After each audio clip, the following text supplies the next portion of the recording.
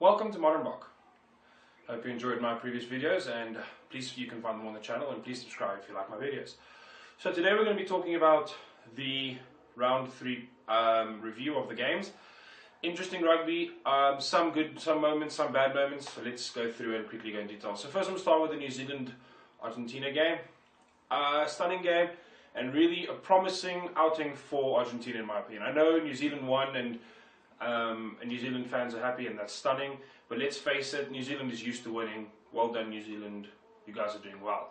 But now we've got a question. The next thing is the question in Southern Hemisphere rugby is, how do the competitors catch up? How do we show where we can compete? And how do we show chinks in the armor of the New Zealand giant? So I'd like to cover a little bit of that today. I think Argentina showed some promise in a few key aspects.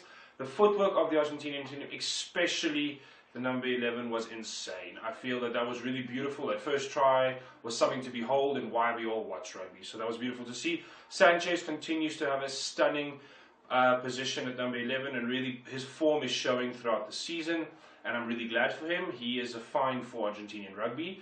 And let's face it, Argentina is continuing to show their gutsy and really quality performance on footwork, and even scramble defense. Something that really affected South Africa in the previous game against them is that they have got a beautiful scramble defense and a really nice way when it comes to counter-attacking of your own attack to put that against you. So Argentina continue to show that quality on that thing and that field, and that really is what gave them the chance for the first 65 minutes. But the number 1 place where every Southern Hemisphere team and every team that comes up against All Blacks fail is the last 15 minutes. We've seen this time and time again, and we've got to question this. Is the conditioning of the All Blacks team that much higher, or is it part of the way that they play their game, that they let the other team tire themselves out to perform in the last 15 minutes? It is a thing to behold how well they actually handle the changes, and they actually handle those last 15 minutes. They are always the most dangerous in that time, and that is really scary to see. For New Zealand, Mwanga had a good game. I feel he wasn't solid in the first 30 minutes, but really, especially with being made look like a fool on that first Argentinian try, in my opinion. But let's face it, there was a couple of people who looked like fool. That was a beauty. And but other than that, later on in the game, showed some quality and a really good place to show the depth of the New Zealand number 10 position. So really, really good to see. So overall, I think the game was a beautiful game, and definitely one I'd like to see more of. I think Argentina are really trying to coming into their own in the Rugby Championship and bringing their own quality to it. They are no longer the whipping boys of the tournament, but really bringing in some quality. And New Zealand continues to just keep the pace of the tournament, show what is really achievable, and it does add a little bit of it does take a little bit of excitement out of the tournament, because I feel like it's consistently just them winning.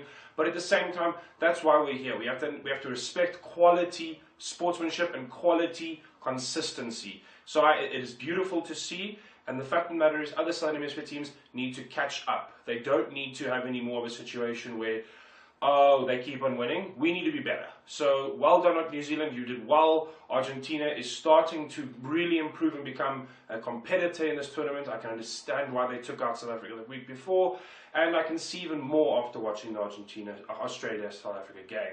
So moving on there from that to the South Africa-Australia game. Scrappy. Both teams were not at the top form. You can see that both teams are struggling to find their way, changing up their play, and that's fair. I mean, for many years, teams have been trying to almost replicate the New Zealand success, and it is, in my opinion, I am the firm believer that you don't beat them at their own game. They have spent many years developing it. There's a reason why Australia is where it is as one of the world leaders in rugby, and South Africa is where it is in South Africa. We have different talents, different skills, and I'm going to be talking about that now. So let's go through the game. First things first, I think Australia had a good game, but to be fair, South Africa was their own worst nightmare.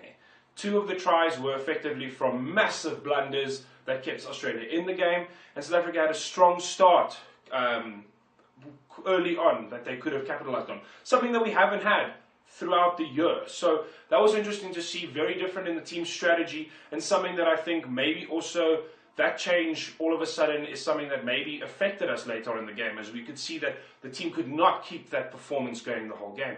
Again, not able to finish, unlike New Zealand. So I think that was striking.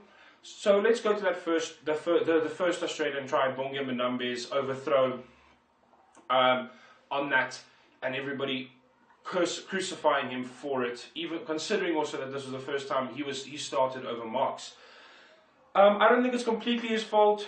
It is in part his fault. He is an international number 2, and he should make sure his throws are perfect. But I'd also like to question the captaincy of Sikolisi. He responded late on it, and it almost looked like he didn't know the call before the time, which is something a captain cannot be excused for. I do not know what happened there, but he responded very late to the throw. And also, who does a throw like that in front of the line? So overall, a comedy of errors that led to the first try for Australia, and something that South Africa needs to really look at why that happened. Where is the leadership structure? It almost looks like everybody's going for their own, and I don't know if it's because of the losing that we're starting to, I don't know, scramble. So let's see how it goes. And what really makes that moment sad is it can't even be excused that we were doing under pressure. We were leading at the time quite comfortably, in my opinion. So it was it's a real mistake in error in judgment. So next thing is obviously continuing on that was, I said, a comedy of errors everybody's saying, is that from both sides, knock-ons and fumbles was very high. South Africa much higher than Australia. Second half was a terrible half for both teams. First half was some good rugby. Both teams gave to each other, exceptionally physical, and I don't know if that led to both teams being exhausted second half, but we had a comedy of errors. South Africa had a huge amount of knock-ons. I think it was about 12 or 13 knock-ons in the game. And it was just, there was no momentum because of it. You can't string anything together like that. Valerie especially had a shocker of a game, which is very sad considering the quality we've seen from him throughout the season. So hopefully this confidence can be brought back there. I do not know why we are suffering from such a confidence problem in South Africa and a consistency problem. So Australia, similarly, their consistency and confidence is really shattered, and I don't know how the coaches are going to be able to bring that back, because at the moment it's definitely something that is affecting their gameplay on both teams. So yes, Faf, in my opinion, also again, not a good game. He really tried. I feel he felt he needed to do something, and somebody needed to calm him down. In every other game, he's been a lightning rod, and he really has had some beautiful performances. But in this one, I felt he was almost not sure what to do.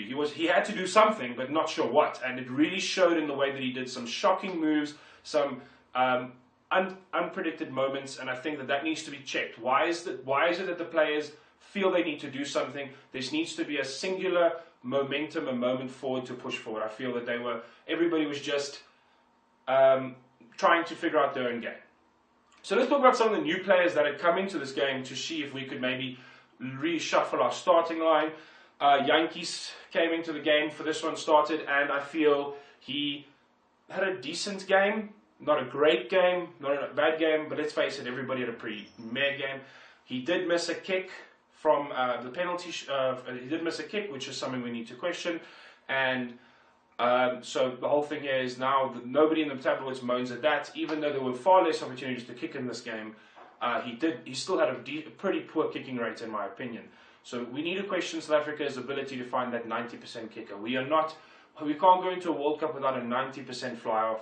So again, Yankees didn't do that. I feel he also was quite poor on attack, and you could see often we sat on the try line and there was no creativity there. And your fly-off needs to be the man making those decisions if your captain isn't going to do it. And I felt nobody knew what to do there. It was bash, bash, bash. And that is not what we're trying to do in this modern era of rugby. Going on to that, the centre pairing, the new centre pairing, another, in my opinion, actually a better performance. One of the few places where I felt I saw a light. I feel the Olander and Jesse Kriel had better performances, but were let down by the feed from Yankees. We had a pretty decent defense from them, and they both were strong on attack when they got the ball and when they were given space. So there I feel was an improvement and something we need to look at, that becomes more of a permanent centre pairing. Bonga Mbambe's game, he actually had a stunning game in the beginning, and that changed. He was substituted soon after, so it's hard to he couldn't get a time to recuperate or actually give himself, not recuperate, but recover and show himself and actually redeem himself for that. So I can't judge on that. He had actually had a decent start. That moment in the game ruined it for him, and I feel that's like when Robert de Preer came on in the Wales game in the beginning, early in the year, where those moments, and then there's no time to actually recover, and unfortunately that can be a stain on his career. So I hope he has another chance to show himself. I love Marks, so I have to admit it's a tough decision for me, but at the same time we need to make sure we have multiple players who can bring forward that performance. So let's hold thumbs on that. Okay, so overall I think it was a good game. South Africa, well, it was a meh game actually, but I feel there was some positives and some negatives taken from it. It seems like we're going to have to definitely improve ourselves, so we'll see how that goes. This week's going to be pivotal, and I will be making a video about the teams changes and the teams that are going to be coming up once the teams are announced for all the games. So please look forward to that, and please watch out and subscribe so that you can get notified when that video comes on. And thank you so much for watching my video, and I'll see you guys